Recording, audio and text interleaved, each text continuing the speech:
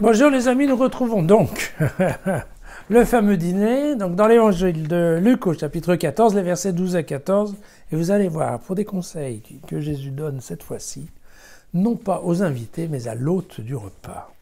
Il dit à celui qui l'avait invité, quand tu donnes un déjeuner ou un dîner, n'invite pas tes amis, ni tes frères, ni tes parents, ni de riches voisins, sinon eux aussi t'inviteront en retour, et cela te sera rendu.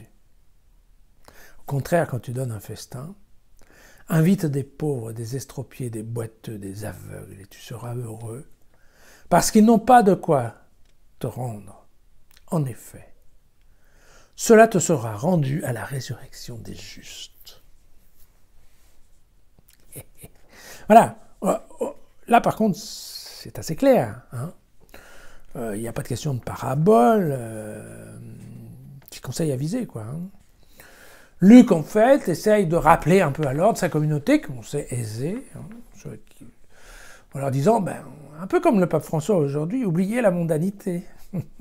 Oubliez la mondanité, la charité, c'est pas ça. La charité, c'est pas que de donner de l'argent une fois de temps en temps aux pauvres. La charité, c'est effectivement, par exemple, de les inviter à dîner. Et là, il reprend bien la liste des petites gens qui correspond tout à fait à ceux qui étaient l'objet des béatitudes dans l'évangile de Matthieu.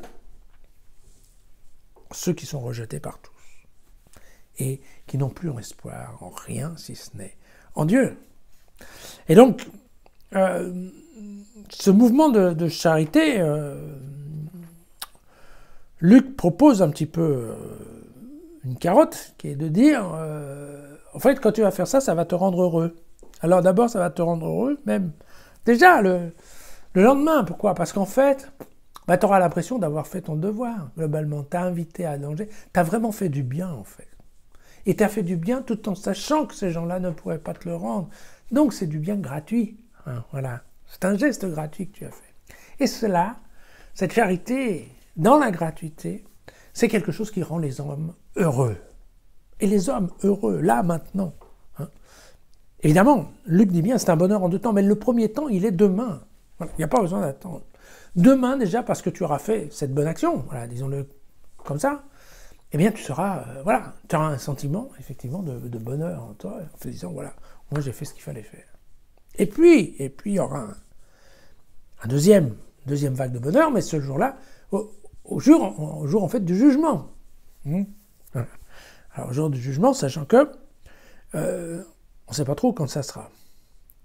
Mais un bonheur en deux temps, c'est vraiment ce qui vient, ce qui est promis, ce qui est sûr à 100%, d'accord, quand on va faire ce genre de bonne œuvre. Voilà.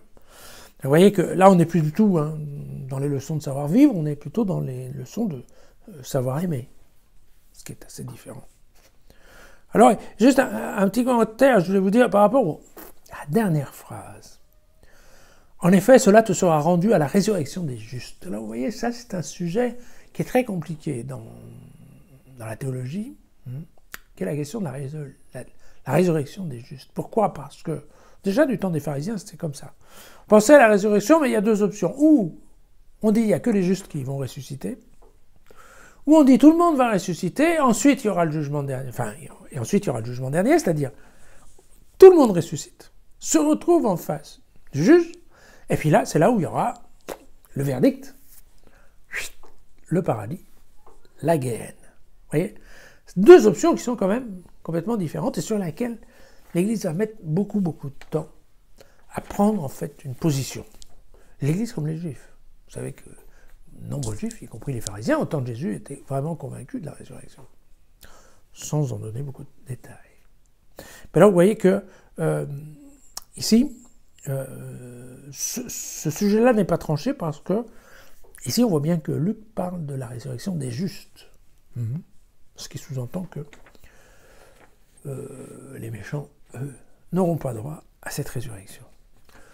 Tout ça, ça va bouger dans le temps. On suivra ça une autre fois. D'accord ? Voilà. À demain.